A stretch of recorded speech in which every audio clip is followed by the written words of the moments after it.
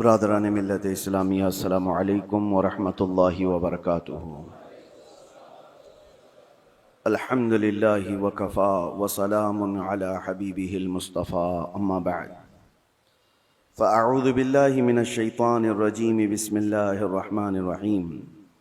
الذین آمنوا وتطمئن قلوبهم بذکر اللہ، الا بذکر اللہ تطمئن القلوب، صدق اللہ مولانا العظیم۔ بارگاہ رسالت معاب صلی اللہ تعالی علیہ وسلم میں درود پاک کا ہدیہ پیش کریں۔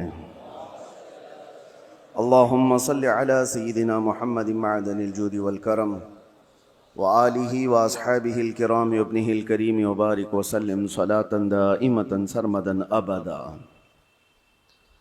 عزیزان گرامی وقار، اللہ کے رسول صلی اللہ تعالی علیہ وسلم ارشاد فرماتے ہیں، الا وان فی الجسد مضغۃ اذا صلحت صلح الجسد کلہ واذا فسدت فسد الجسد کلہ الا وہی القلب۔ حضور پاک صلی اللہ تعالی علیہ وسلم کا فرمان عالی شان ہے کہ آگاہ ہو جاؤ، جسم کے اندر گوشت کا ایک ایسا ٹکڑا ہے، سب کے جسم کے اندر گوشت کا ایک ایسا ٹکڑا ہے کہ اگر وہ صحیح ہو گیا تو پورا جسم صحیح ہے، اور اگر وہ بگڑ گیا تو پورا جسم بگڑ جائے گا۔ وہ کیا ہے؟ الا وہی القلب۔ میرے آقا فرماتے ہیں آگاہ ہو جاؤ، وہ دل ہے، وہ دل ہے۔ دل اگر صحیح رہا تو پورا جسم صحیح رہے گا۔ سائنٹیفک طریقے سے بھی دیکھا جائے، جسمانی یا حیاتیات بائیولوجی کے اعتبار سے دیکھا جائے تو بھی جسم کے اندر دل کا بڑا مقام ہے۔ روحانی اعتبار سے بھی، اسلامی نظریے کے اعتبار سے بھی دل کا بڑا مقام ہے۔ اس کو رئیس الاعضاء کہا گیا ہے، سارے اعضاء کا، ہمارے سارے باڈی کے پارٹس کا بادشاہ ہے۔ اس کے صحیح ہونے کو میرے آقا صلی اللہ تعالی علیہ وسلم نے اسی لیے فرمایا کہ اگر وہ صحیح ہو گیا تو پورا جسم صحیح ہے۔ تمہاری آنکھیں صحیح کام کر رہی ہوں گی، تمہارے ہاتھ اور پیر صحیح کام کر رہے ہوں گے، تمہاری زبان صحیح بول رہی ہوگی، ذہن و دماغ صحیح کام کر رہا ہوگا۔ لیکن دل اگر بگڑ گیا ہے، اس کے اندر دوسری چیزیں بھر گئی ہیں، تو پھر ہر چیز فسادی ہو جائے گی۔ اس کی آنکھوں سے بھی، اس کے ہاتھوں پیروں سے بھی، اس کی زبان سے بھی برائیاں ہی صادر ہونے لگ جائیں گی۔ تو اسی لیے اولیاء کرام کے مدرسے میں خاص طور پر دل کی صفائی پر توجہ دی جاتی تھی، جس کو تزکیہ قلب کہا جاتا ہے، تصفیہ قلب کہا جاتا ہے۔ صفائی، دل کی صفائی اور دل کی پاکیزگی، یہ بہت ضروری چیز ہے۔ اس کے بغیر آدمی کے اندر کوئی چیز ٹھہرتی نہیں۔ اور دل کا معاملہ ایسا ہے کہ پل میں تولا پل میں ماشا، کبھی ادھر کا ہوتا ہے کبھی ادھر کا ہوتا ہے۔ ابھی کچھ اور سوچ رہا ہے، تھوڑی دیر کے بعد کچھ اور دل میں آ رہا ہوتا ہے۔ قلب کہتے ہیں پلٹنے کی چیز کو۔ عربی میں جو پتا ہوا میں گرا ہوا ہوتا ہے، سوکھا پتا، اور دیکھیں ہوا میں وہ کتنے بار ادھر سے ادھر ہوتا رہتا ہے، تو اسی طرح سے دل کو بھی کہا گیا ہے کہ یہ ہواؤں کی طرح پتا جس طرح سے الٹ پلٹ ہوتا رہتا ہے، دل کا بھی معاملہ وہی ہے۔ اور دوسری ایک حدیث ہے، اللہ کے رسول صلی اللہ علیہ وسلم ارشاد فرماتے ہیں، تم کیا سمجھتے ہو کہ دل تمہارے کنٹرول میں، تمہارے قابو میں؟ ان القلب بین اصبعی الرحمن، بے شک دل اللہ کی دو انگشت قدرت کے بیچ میں ہے، جس طرف چاہے رب تعالیٰ اسے گھما دے۔ اسی لیے رسول کریم صلی اللہ تعالی علیہ وسلم جب نمازوں میں دعا کرتے تھے تو ایک دعا حضور سے یہ بھی ثابت ہے، ہمیشہ میرے آقا یہ دعا کرتے تھے، یا مقلب القلوب ثبت قلبی علی دینک، اے دلوں کو پھیرنے والے خدا، میرے دل کو اپنے دین پر قائم رکھ۔ یہ دعا آپ بھی کیا کریں کہ رسول کریم صلی اللہ تعالی علیہ وسلم نے ہمیں تعلیم دی ہے اس چیز کی کہ دلوں کو پھیرنے والے خدا، آج تو دل تیرا، آج تیری طرف سے دیا ہوا یہ دل اسلام پر ہے، ایمان پر ہے، کیا پتا کل کا آنے والا دن اس دل کو کس طرف پھیر دے، آنے والے حادثات دل کے اندر کیا چیزیں پھیلا دیں، کیا چیزیں ڈال دیں۔ اچھے اچھے لوگوں کو بگڑتے ہوئے دیکھا ہے، اسی لیے ہمیشہ اس بات کی طرف رہیں کہ اللہ تبارک و تعالی ہمارے دل کو اپنی دین پر اور اپنی عبادت پر قائم رکھے۔ دوسری چیز یہ قلب کے متعلق قرآن نے کیا کہا؟ الذین آمنوا وتطمئن قلوبہم بذکر اللہ۔ ہاں، یہ دل کا اطمینان کہاں سے ہے؟ آج پتہ ہے آپ کو، پورے ورلڈ میں، دنیا میں سب سے زیادہ کامن چیز جو بیماری ہے لوگوں کو، وہ دل کی بے چینی، دل کی گھبراہٹ۔ اب اس کو بایولوجی کے اعتبار سے بلڈ پریشر کہا جائے، بی پی کہا جائے کہ خون کا دوران، اس میں پریشر زیادہ ہو جاتا ہے، یہ سارا کا سارا معاملہ دل سے ہی تو ہے۔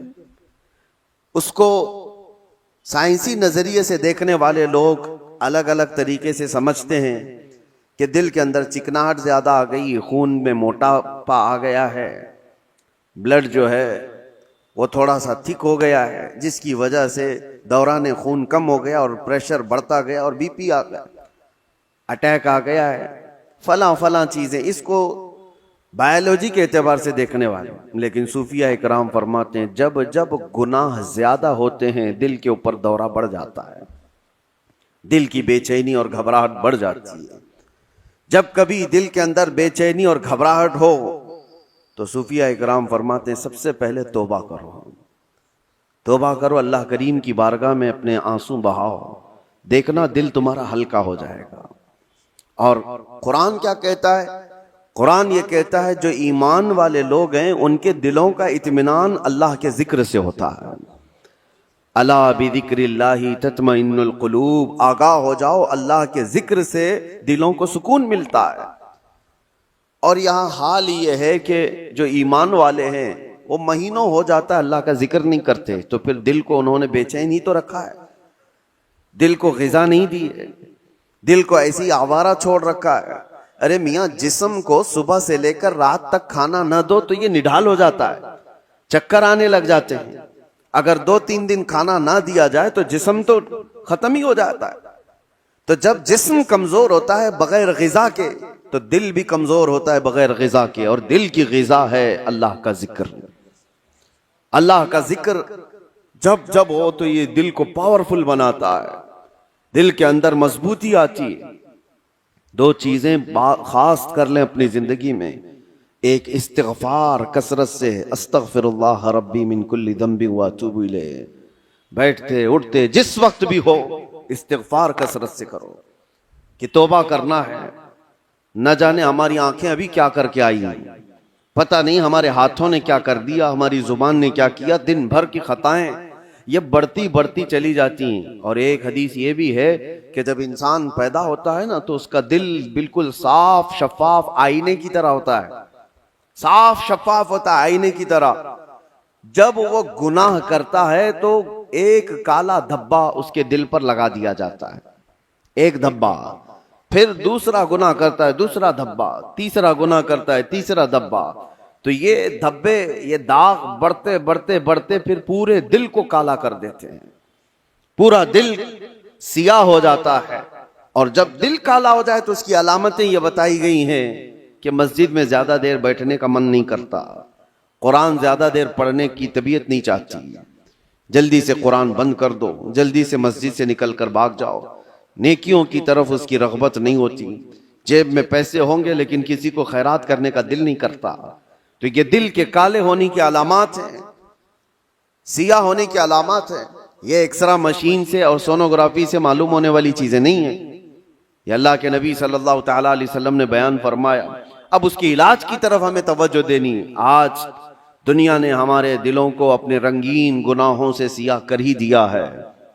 دیکھیں ہم صبح سے شام تک جن کاموں میں مصروف ہیں، اب آج سب سے زیادہ ہمارے پاس کوئی چیز مشغول ہے تو وہ ہمارا T V screen, mobile screen, نہ جانے وہ کن کن چیزوں کو دکھاتے ہوئے ہماری آنکھوں کو خرید جاتے ہیں، کنٹرول بھی نہیں رہ پاتا، اسی لیے دل پر بوجھ بڑھتا جا رہا ہے۔ جس کو آپ ٹینشن کہتے ہیں، جس کو آپ لوگ ڈپریشن کہہ رہے ہیں، یہ صرف حادثات کا یا پھر دنیاوی کسی خسارے کا ٹینشن نہیں ہے، یہ دل کا سیاہ پن دماغ پر بوجھ بنا دیتا ہے۔ بھاری ہو جاتی ہے طبیعت. کچھ لوگوں کو گھروں میں طبیعت نہیں لگتی کہ بیٹھنے کا بھی من نہیں کر رہا, کھانے کا بھی من نہیں کر رہا, کسی سے بات کرنے کا بھی من نہیں کر رہا. یہ بہت اپر لیول پر آ گئی چیز کہ اس کی دل کی بے قراری بہت بڑھ گئی ہے, گھبراہٹ بہت زیادہ بڑھ گئی ہے. اسی لیے ہم صوفیہ اکرام کو دیکھتے ہیں, جب جب کبھی کسی کے دل کی بے چینی بڑھ جاتی, گھبراہٹ بڑھ جاتی, تو وہ کسی اللہ والے کی بارگاہ میں چلے جاتے تھے, صوفیہ اکرام کی بارگاہ میں چلے جاتے, آستانوں پر چلے جاتے, اللہ کا ذکر کرتے, پھر وہ اپنے دل کی پاکیزگی لے کر کے واپس لوٹتے. وجہ کیا ہے؟ اب میں علاج کی طرف آتا ہوں کہ دل کو پاک کرنا ہے تو کیا چیز چاہیے. کئی علاج ہیں, اس میں سب سے پہلا تو ذکر الہی. اللہ کے رسول صلی اللہ تعالی علیہ وسلم نے جو فرمایا اس کو بھی میں آپ کے سامنے رکھتا ہوں. پہلے ہم چل رہے ہیں کہ اسلام میں ہر چیز کے پاک کرنے کا طریقہ بتایا گیا. کپڑے پر اگر نجاست لگ گئی تو پاک کرنے کا طریقہ ہے. نجاست, پیشاب, پخانہ, کسی بھی چیز کی غلاظت لگی ہو تو اس کو پاک کرنے دھلنے کا طریقہ ہے. کپڑے کو 3 بار دھو اور 3 بار نچوڑو, اچھے سے سکھاؤ, کپڑا پاک ہو جائے. برتن میں نجاست لگ جائے تو اس کے پاک کرنے کا طریقہ ہے. اگر پانی کی بالٹی میں کوئی نجاست گر گئی اس کو پاک کرنے کا بھی طریقہ ہے. فقہ میں سب کے کنویں میں نجاست گر گئی, کنواں تھا اس میں چوہا گر گیا, بلی گر گئی, بکری, کتا, جو بھی جس سائز کا ہے اس کے سب کے مسئلے موجود ہیں. کتنے ڈول پانی نکالنے پر یہ پانی پاک ہو جائے گا.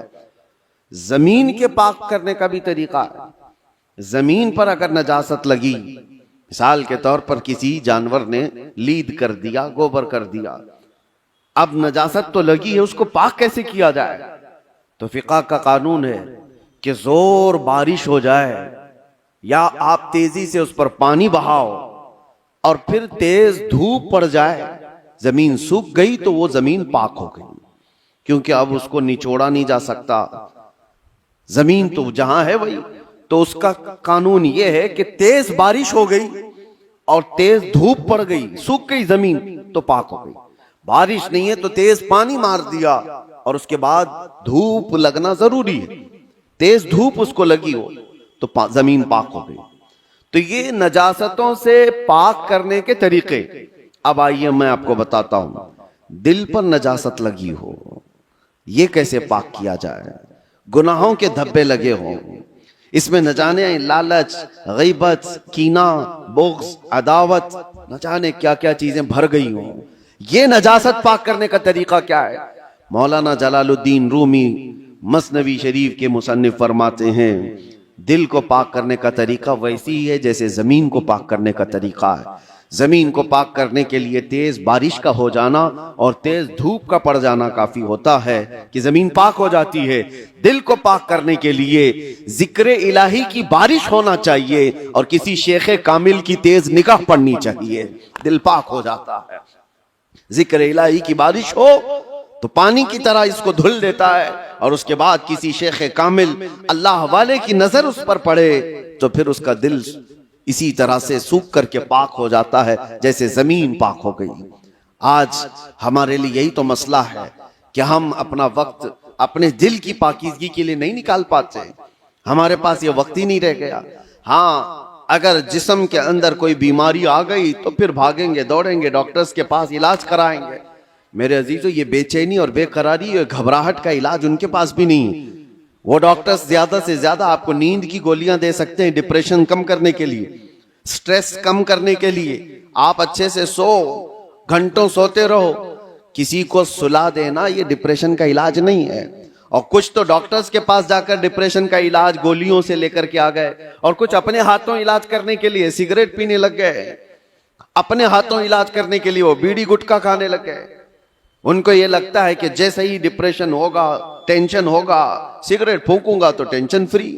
اس سے 2 قدم آگے بڑھ کر کچھ لوگ شراب کی طرف چلے گئے, اس سے آگے قدم بڑھ کر کے چرس, افیون, گانجا اس پر چلے گئے. ان سب سے پوچھو تو یہ کی جواب دیتے ہیں ٹینشن فری ہو جاتے ہیں یہ لے کر کے.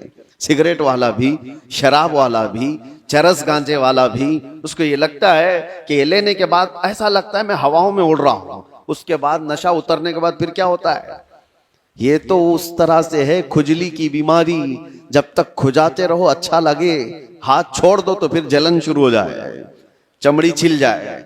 گناہوں کا یہی معاملہ ہے، کرنے کے وقت تھوڑی سی لذت، لیکن وہ بڑے داغ دھبے چھوڑ جاتے ہیں، بے چینی اور بڑھ جاتی ہے، گھبراہٹ اور بڑھ جاتی ہے۔ میں نے تڑپتے ہوئے لوگوں کو دیکھا ہے جن کو نشہ نہیں دیا گیا، جو نشہ کے ایڈکٹ تھے، ان کو اگر اچانک روک دیا گیا تو پھر وہ ہاتھ پاؤں ایسے مارتے ہیں کہ ان کے ہاتھ میں چاقو آ جائے تو کسی کو مار بھی ڈالیں، ان کے پاس جو کچھ بھی آ جائے وہ سامنے والے کو قتل بھی کر دیں اپنے نشہ کے لیے۔ وجہ کیا ہے؟ دل کو اتنا بے چین اور بے قرار کر دیا انہوں نے دنیاوی یہ غلاظتوں سے علاج کرنے کے چکر میں کہ وہ دل کی بے چینی ہائی لیول پر بڑھ گئی۔ دل کی بے چینی اور بے قراری نشہ سے صحیح نہیں ہوتی، دل اللہ کا بنایا ہوا ہے، یہ رحمان کا بنایا ہوا ہے، علاج بھی اسی کے ذکر سے ممکن ہے، اللہ ہی کے نام سے یہ دل کو سکون ملتا ہے۔ اسی لیے مولانا جلال الدین رومی رحمۃ اللہ تعالی علیہ ایک بات اور بھی کہتے ہیں، خانہ کعبہ دیکھا ہے؟ خانہ کعبہ، توجہ چاہتا ہوں، خانہ کعبہ اتنا معظم، اتنا مقدس ہے کہ اس کے لیے کروڑوں مسلمان پوری دنیا کے اطراف و اکناف سے آ کر طواف کرتے ہیں، بوسے دیتے ہیں، سینہ لگاتے ہیں۔ یہ خانہ کعبہ اللہ کا گھر ہے، لیکن مولانا روم فرماتے ہیں ہے تو کعبہ، یہ ابراہیم خلیل اللہ کی بنائی ہوئی عمارت ہے، ابراہیم خلیل اللہ علیہ السلام کی بنائی ہوئی عمارت ہے کعبہ۔ اور وہ کہتے ہیں کہ کعبہ بنائے خلیل اطہر است، وہ دل گزرگاہ رب جلیل است، لیکن دل جو ہے مومن کا دل، اللہ کے رسول نے فرمایا قلب المؤمن عرش اللہ، مومن کا دل اللہ کا عرش ہوتا ہے۔ کعبہ ابراہیم خلیل اللہ نے بنایا، دل تو رب ذوالجلال نے بنایا۔ تو کہا ہے مولانا روم نے کہ کعبے سے بھی افضل ہے مومن کا دل، کعبے کی بے حرمتی اس سے بڑھ کر کے مومن کے دل کی بے حرمتی ہے، مومن کے دل کا مقام اور بھی بلند کیا گیا۔ اسی لیے میرے عزیزو، حضور پاک صلی اللہ تعالی علیہ وسلم نے جو فرمایا اتقوا فراست المؤمن فإنه ينظر بنور اللہ، اس کا مطلب کیا ہے؟ حضور نے فرمایا مومن کی فراست سے ڈرو، اس لیے کہ جب وہ دیکھتا ہے تو اللہ کے نور سے دیکھتا ہے۔ یہ کس کے لیے فرمایا گیا؟ وہ مومن صالح جس کا دل پاک ہے۔ ہوتا کیا ہے میں آپ کو بتاؤں، جس کا دل پاک ہے، اولیاء کاملین کی بارگاہوں میں جانے کے وقت ہوتا کیا ہے؟ آپ آئے ہیں، آپ آئے اور کوئی چیز آپ زبان سے کہا نہیں، لیکن میں ایک شیشہ لے کر کے بیٹھا ہوں، ایک آئینہ لے کر کے بیٹھا ہوں، آپ کے آتے ہی آپ کی پوری تصویر اس آئینے میں آئے گی کہ نہیں آئے گی؟ کچھ نہیں کہا آپ نے، بولا کچھ نہیں، اور میں آپ کی تصویر پوری آئینے کے اندر دیکھ سکتا ہوں۔ بزرگان دین کے دلوں کا معاملہ ایسا ہی ہے، وہ اتنا پاک دل ہوتا ہے، جو بھی سامنے جاتا ہے اس کے دل کی ساری تصویر ان کے دل پر چھپ جاتی ہے، وہ یہ تک بھی جانتے ہیں کہ کیا چیزیں لے کر کے آیا ہے۔ ایسا نہیں ہے کہ یہ کسی اور طاقت و قوت سے، جادو سحر سفلی سے یہ معلوم کر رہے، بلکہ دل کی پاکیزگی اتنی ہے کہ سامنے والے کے دل کی تصویریں اس پر چھپ جاتی ہیں۔ دل پاک رکھنے کا اسی لیے حکم بزرگان دین نے فرمایا۔ آج سب سے زیادہ غلاظت اسی کی ہے ہمارے پاس۔ میں ایک اور بات آپ سے پوچھتا ہوں، یہ اللہ کا گھر ہے، مسجد ہے، مسجد میں کوئی اگر غلاظت لا کر کے پھینک دے تو کیا آپ برداشت کریں گے اسے؟ مسجد کے اندر کوئی پیشاب پخانہ اللہ ہزار بار نہ کرے معاذ اللہ لا کر کے ڈال دے تمہارے سامنے، تم برداشت کرو گے؟ آپ جھگڑ لو گے، تھپڑ لگا دو گے، اس کو نکال باہر کر دو گے کہ یہ اللہ کا گھر ہے، یہاں پر غلاظت کیسے ڈال دیا تو نے؟ جو مسجد کی صفوں پر غلاظت دیکھنے کو تیار نہیں وہ مسلمان پھر اپنے دل کو جو اللہ کا عرش ہے اس میں غلاظتیں کیسے ڈال رہا ہے؟ خود سے تو ڈال رہا ہے۔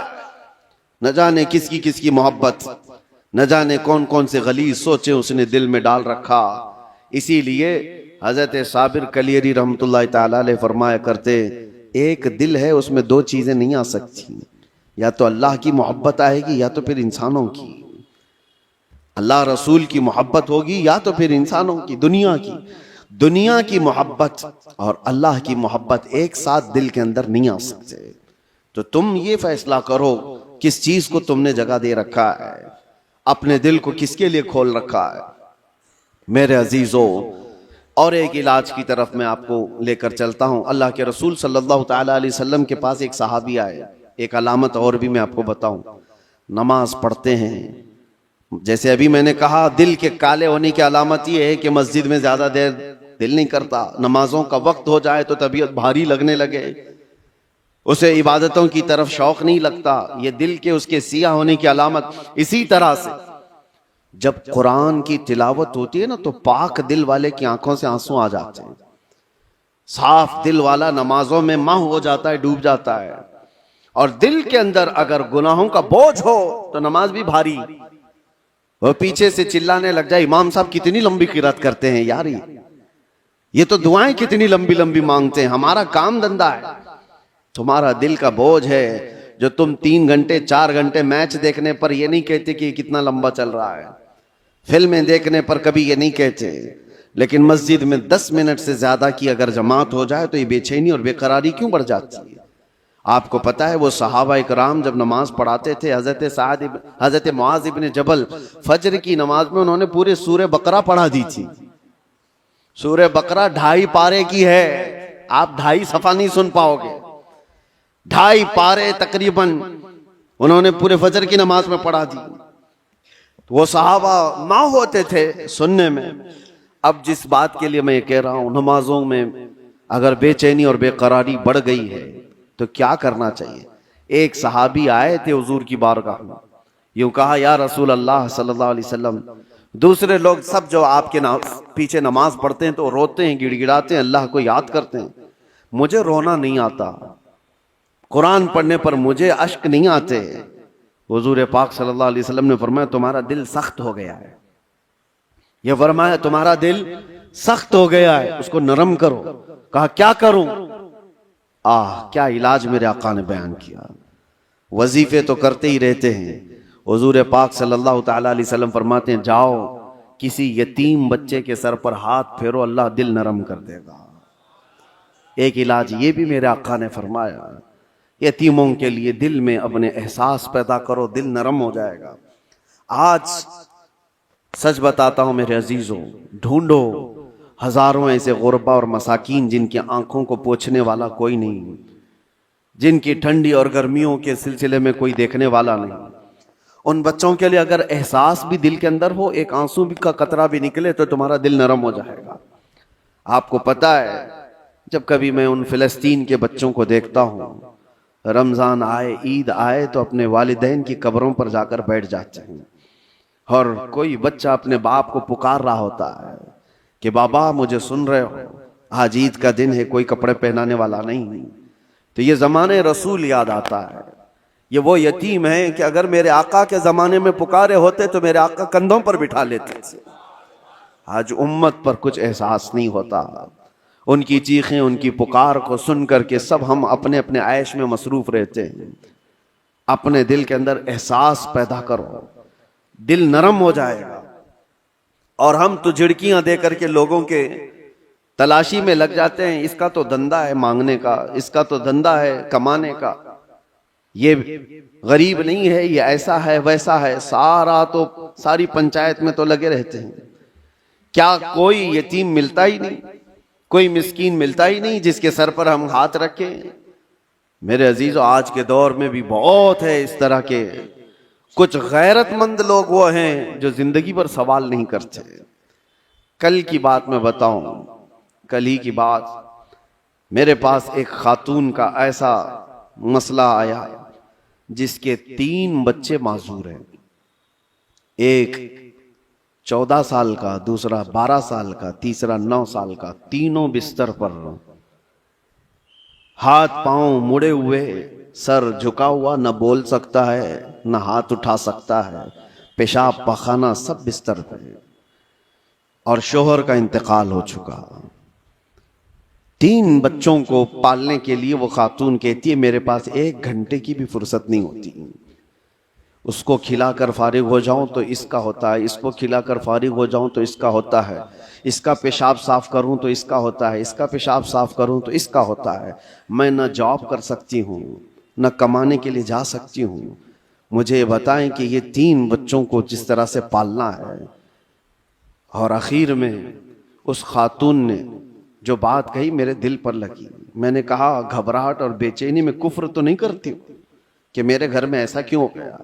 کہتی ہے نہیں مولانا، کبھی آج تک میرے دل میں خیال بھی نہیں آیا، میں تو شکر کرتی ہوں کہ اللہ تبارک و تعالیٰ نہ ہونے سے کچھ دیا تو ہے، اور مجھے اسی خدمت کے لیے دنیا میں پیدا کیا گیا ہوگا، میں یہ سوچتی ہوں۔ اور آج ان بچوں کا چلنا پھرنا میں نہیں دیکھ سکتی، آخرت میں اللہ اس کا اجر تو دے گا۔ کہا یہ صالحین لوگ ہیں، ان لوگوں کی مدد کوئی کرنے کو آگے اسی لیے نہیں بڑھتا کہ وہ غیرت مند لوگ ہیں، کسی سے پوچھتے نہیں ہیں، مانگتے نہیں ہیں، لیکن آس پڑوس میں لوگوں کو احساس تو ہوتا ہے کہ ایسے گھر موجود ہیں کہ ان تک ہم کیوں نہیں پہنچتے۔ یہ دلوں کی سختیاں ہیں میرے عزیزوں، دل جب سخت ہو جاتا ہے تو اسے آس پاس کا کچھ نظر نہیں آتا۔ آپ ڈھونڈو، یہ شعبان المعظم کا مہینہ ہے، کثرت سے عبادات کی طرف بڑھانے والا مہینہ ہے، رمضان کے انتظار والا مہینہ ہے، اور اس میں جو بیج بو گے توبہ استغفار کے، وہ رمضان میں اس کے پھل دیکھنے کو ملیں گے۔ ابھی سے اس کی تیاریاں کرو کہ دل پاک ہو جائے، دل نرم ہو جائے، ذکر الہی سے اپنے ہر رات کو سجاؤ، ہر رات کو۔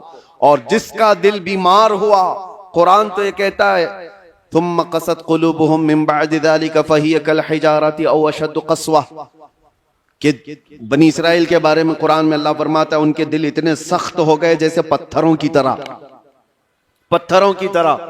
انسانوں کے دل کبھی کبھار پتھر سے زیادہ سخت ہوتے ہیں۔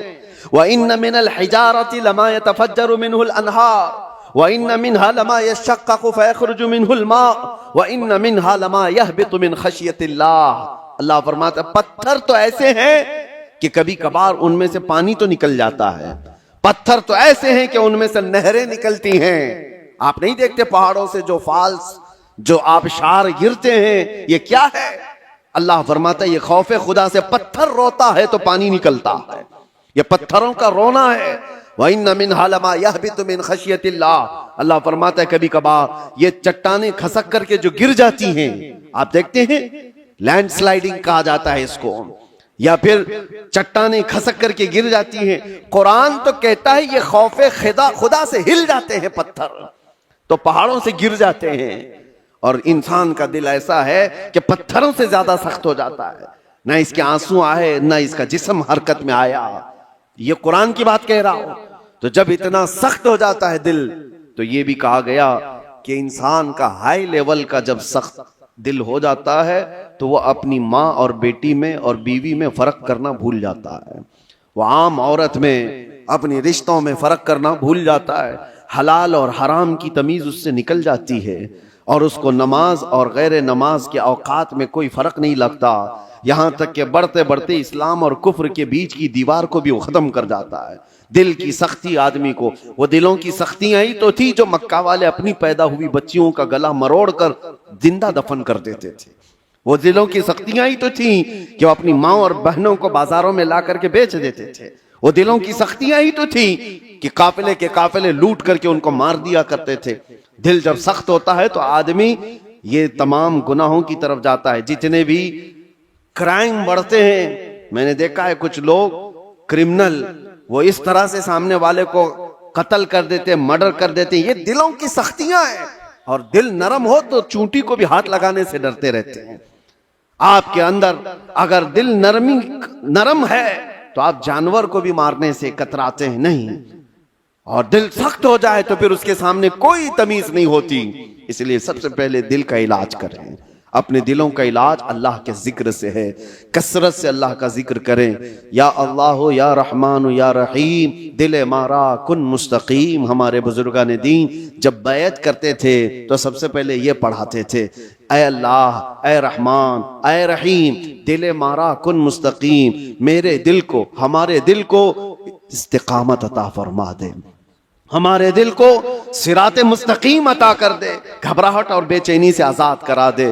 تو یہ سب سے پہلے بیعت کرنے کے وقت بھی پیر و مرشد پڑھاتے تھے، اسی لیے کثرت سے پڑھو، یا اللہ یا رحمان یا رحیم، یا اللہ یا رحمان یا رحیم دل مارا کن مستقیم بحق ایاک نعبد و ایاک نستعین۔ اللہ تبارک و تعالی اس دعا سے دلوں کو نرم فرما دے گا، دلوں کی سختیاں ختم ہو جائیں گی۔ اللہ کریم رمضان سے پہلے ہمارے دلوں میں نیکیوں کی فصلیں اگا دے، ہماری آنکھوں سے اشک روا ہو جائے، ہمارے دلوں کی سختیاں ختم ہو جائیں۔ مولا کریم امت مصطفیٰ پر یہ آنے والا رمضان خیر و برکت والا بنا دے، سعادتوں اور رحمتوں والا بنا دے، ہماری زندگی تھوڑی اور طویل کر دے مولا، کہ ہمیں اس سال کا رمضان دیکھنا نصیب ہو جائے۔ اے قدیر و جبار خدا، اس شعبان المعظم کے اخیر میں ہم سب کی بخشش کا اعلان فرما دے۔ وآخر دعوانا ان الحمد للہ رب العالمین۔ السلام علیکم۔